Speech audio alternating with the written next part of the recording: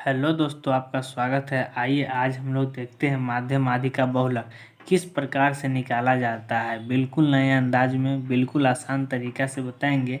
एक में है आपको माध्य, दो में माध्यिका, तीन में बहुलक, चार में परिसर, पाँच में प्रसरण, छः में मानक विचलन और सात में विचलन गुणांक। ये 7 टाइप से आपको एग्जाम में क्वेश्चन बन सकता है। तो सातों टाइप को बारी बारी से हम देख लेते हैं। जैसे कि एक में है माध्य। माध्य बनाएंगे कैसे? तो माध्य बनाने के लिए जैसे कि यहाँ पे दिया है संख्या 1 4 1 1 6 2 1 का माध्य क्या होगा। तो माध्य बनाने के लिए क्या करेंगे, इसका एक फार्मूला आता है। जैसे कि फार्मूला यहाँ पे लिख रहे हैं, आंकड़ों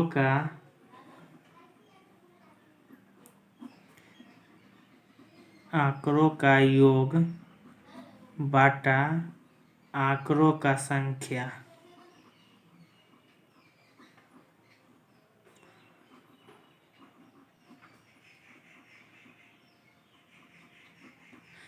जैसे कि यहाँ पे जितना है आंकड़ा यहाँ पे देल है, उसका आंकड़ा का योग लिख लेना है और बाटा में आंकड़ों की संख्या लिख लेना है। तो आंकड़ों का योग कितना है तो उसको हम लिखेंगे।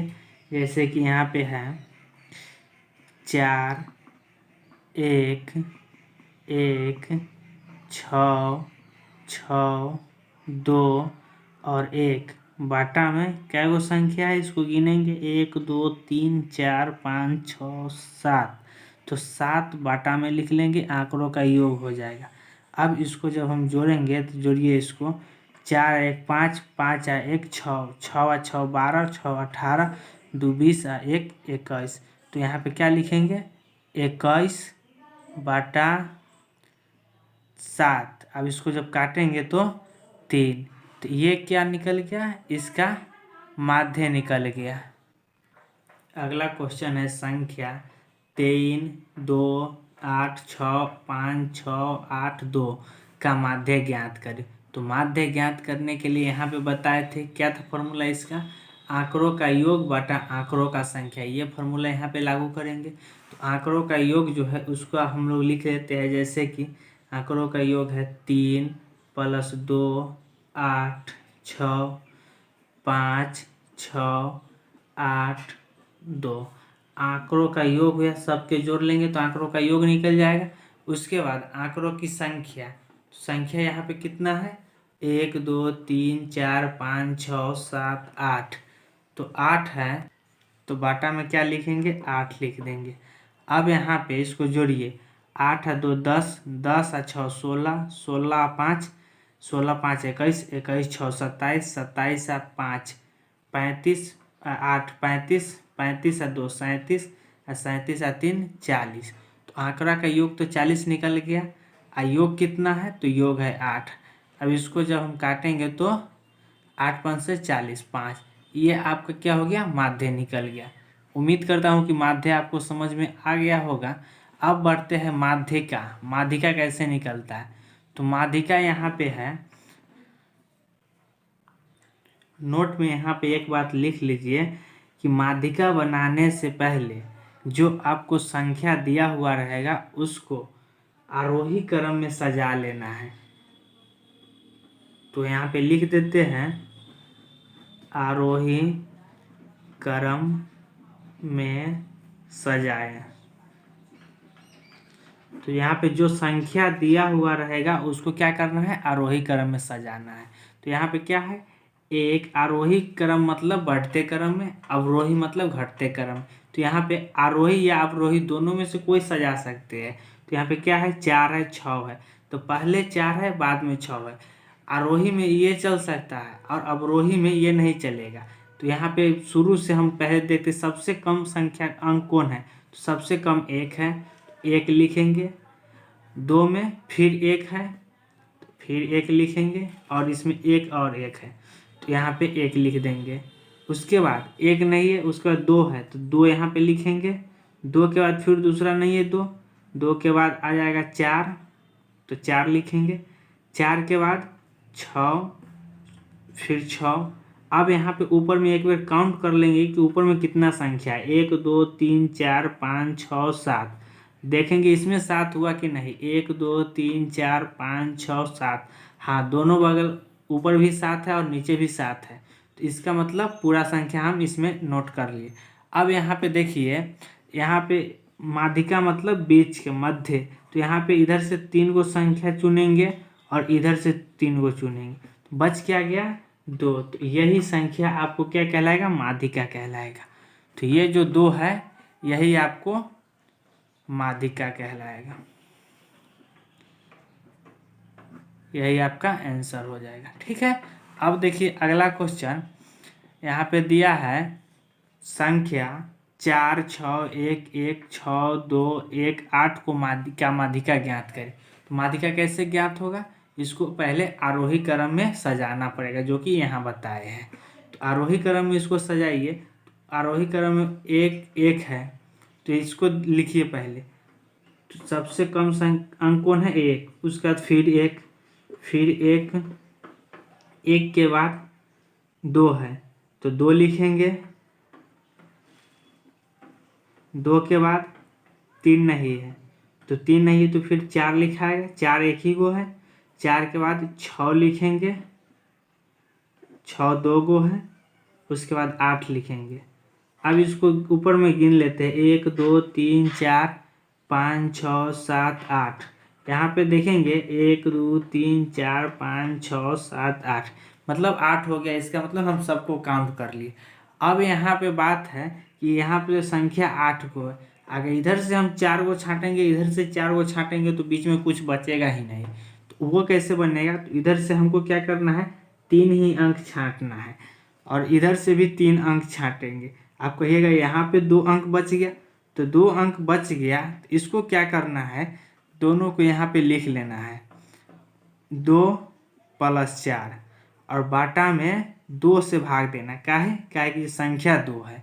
ठीक है, अब इसको जब हम जोड़ेंगे तो 4 2 6/2, इसको काटेंगे तो 3। ये आपका माध्यिका हो गया।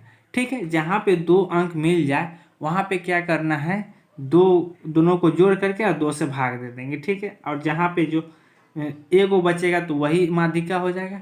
ठीक है, उम्मीद करता हूँ समझ पा रहे हैं आप लोग। अब अगला है यहाँ पे बहुलक पढ़ना। बहुलक किस प्रकार से निकालते हैं, तो इसमें भी एक नोट आपको लिखना है। इसको नोट करिए कि सबसे ज़्यादा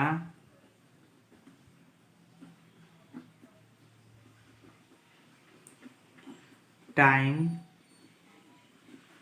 जो संख्या आए वही बहुलक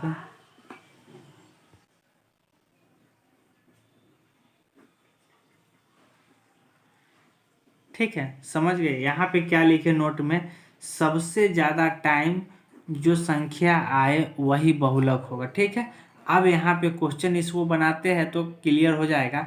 जैसे कि यहाँ पे 3 12 4 6 8 5 4 आंकड़ों का बहुलक ज्ञात करना है। क्या करना है, बहुलक ज्ञात करना है।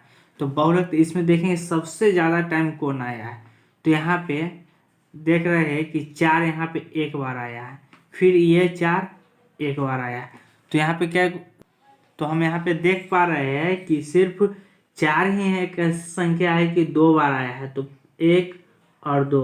उसके बाद 3 एक ही वो है, 12 एक ही वो है, 6 एक ही वो 6 है, 8 एक ही वो है, 5 एक ही वो है। तो 4 जो है वो 2 बार आया है। तो यहाँ पे आंकड़ों का बहुलक क्या होगा, बहुलक बराबर हो जाएगा 4। ये आपका आंसर होगा। बहुलक मतलब ज़्यादा बार टाइम जो आएगा, तो यहाँ पे ज़्यादा टाइम कौन आ रहा है, 4, जो कि एक बार यहाँ एक बार यहाँ 2 बार आ रहा है, तो यही आपका आंसर हो जाएगा। अगला क्वेश्चन है यहाँ पे 8 4 9 9 8 7 6 8 का बहुलक क्या है। तो इसका बहुलक क्या है, बहुलक निकालना है। तो इसको क्या बताया है, सबसे ज़्यादा टाइम कौन आता है। तो यहाँ पे देख रहे हैं कि 4 एक ही बार आया है, 9 2 बार आया है, 7 एक बार आया है, 6 एक बार आया। तो यहाँ पे 8 देखिए एक बार, यहाँ पे फिर आए तो 2 बार, और यहाँ पे 3 बार। ऐसा इसमें कोई संख्या नहीं है जो 3 टाइम आया है। तो सबसे ज़्यादा टाइम कौन आया है? 8 आया। तो आपका बहुलक कौन हो जाएगा?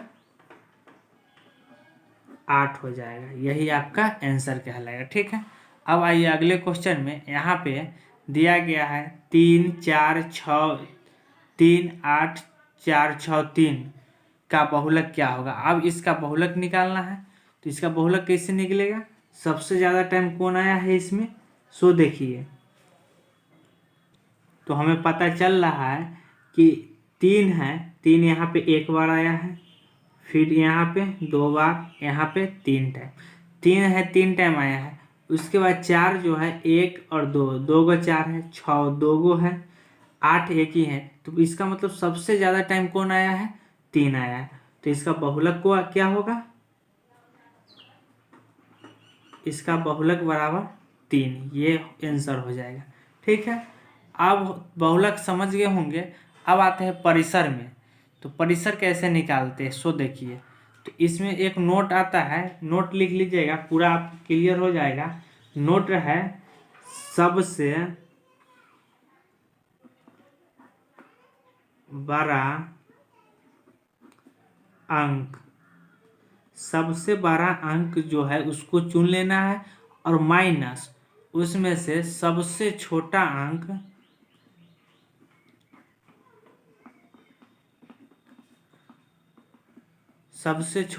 को घटा देंगे, वही परिसर रेंज हो जाएगा। इसको क्या कहते हैं इंग्लिश में? रेंज।